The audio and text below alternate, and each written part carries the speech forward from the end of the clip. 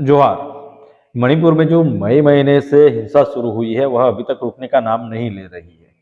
मणिपुर में बीते 27 जनवरी को कुकी समुदाय के कम से कम 2 लोगों की हत्या कर दी गई और खमेनलॉक क्षेत्र में कई घर और चर्च जला दिए गए। इंडिजिनस ट्राइबल लीडर्स फोरम ने आरोप लगाया कि दोनों मृतक अपने गांव की सुरक्षा कर रहे थे और कथित तौर पर असम राइफल्स द्वारा उन पर गोलीबारी की गई।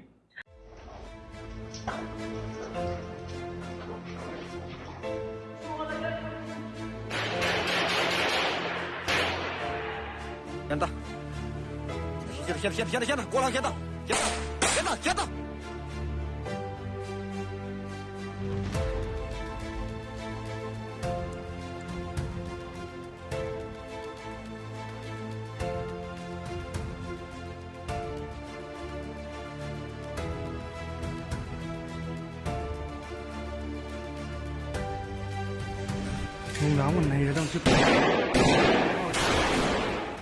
यह जो रिपोर्ट है वो द वायर में आई है और द वायर के मुताबिक indigenous tribal leaders forum ITLF ने कहा कि मणिपुर के 37 विधायकों और 2 सांसदों के साथ अरम्बाई तेंगोल मिलिशिया समूह की बैठक के कुछ दिनों बाद शनिवार यानी कि 27 जनवरी को कुकी समुदाय के कम से कम 2 लोगों की हत्या कर दी गई और खमेनलॉक क्षेत्र में कई घर और चर्च जला दिए गए। आपको बता दें कि अरम्बाई तेंगोल मिलिशिया जो है वह जो मेते समुदाय के लोग हैं उनका मणिपुर में एक संगठन है।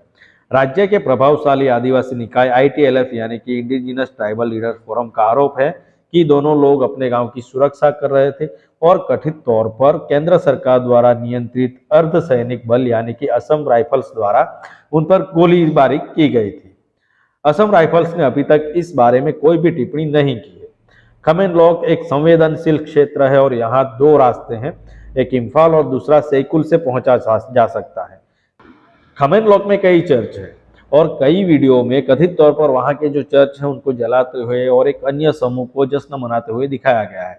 कुकी समुदाय के कुछ सदस्यों का आरोप है कि मेते समूह अरम्बाई तेंगोल ने खमेनलॉक क्षेत्र के सभी गांवों को जला दिया है।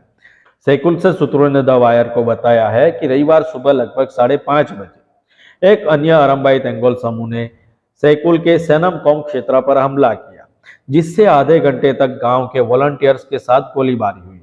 उन्होंने बताया कि गोलीबारी सुबह 7:30 बजे तक जारी रही और इम्फाल पूर्वी जिले में स्थिति खराब हो गई। इसी बीच कांग्रेस अध्यक्ष मल्लिकार्जुन खड़गे ने मणिपुर के कांग्रेस अध्यक्ष किसम मेघचंद्र पर अरम्बाई तेंगोल के सदस्यों द्वारा कथित हमले के संबंध में केंद्रीय गृह मंत्री अमित शाह को पत्र लिखा है।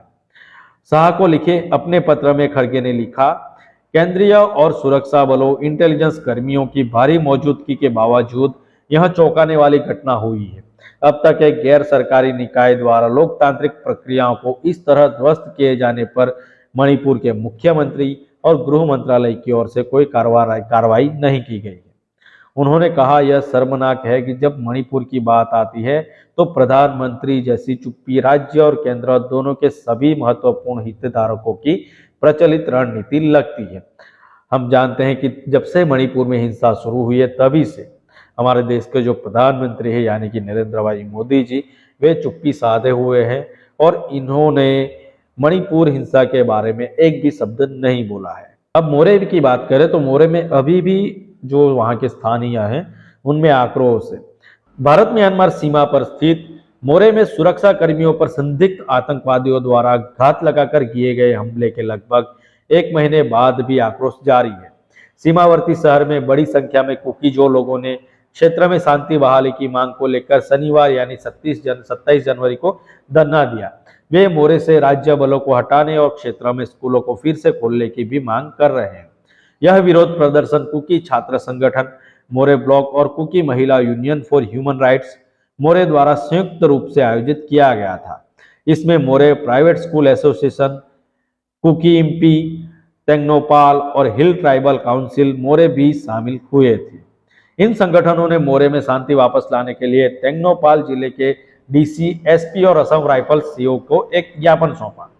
पत्र में समूह ने उन 5 लोगों का भी जिक्र किया है जो शहर में हिंसा के दौरान घायल हुए थे और जिनकी हालत गंभीर है। इसमें कहा गया है कि उनका इलाज चूड़ाचांदपुर के एक अस्पताल में किया जा रहा है। विरोध प्रदर्शन में शहर के 3 हाई स्कूलों को जलाने के सशस्त्र उग्रवादियों के कथित प्रयास की निंदा की गई। साथ ही तेंगनोपाल जिले से मणिपुर पुलिस कमांडो को हटाने में सरकार की कथित देरी की रणनीति की भी निंदा की गई है। मोरे बाजार में धरना प्रदर्शन आयोजित किया गया। राज्य में जातीय हिंसा शुरू होने के बाद से 8 महीनों में 300 से अधिक चर्चों को कथित तौर पर जला दिया गया है। 200 से अधिक लोग मारे गए हैं और कई एफआईआर दर्ज की गई है। दर्ज की गई अधिकांश एफआईआर पर सरकार को अभी भी कार्रवाई करना बाकी है। ये स्थिति है मणिपुर की। मणिपुर में मई महीने से जो हिंसा शुरू हुई थी वह 8 महीने हो जाने के बाद भी रुकने का नाम नहीं ले रही और कहीं ना कहीं मणिपुर में जो हिंसा हो रही है उसको रोकने में राज्य सरकार और केंद्र सरकार दोनों विफल रही है। हालांकि जो भाजपा सरकार है वह अपनी नाकामयाबी छुपाने के लिए वहां के जो मुख्यमंत्री है उनको पद से हटा भी नहीं रही है।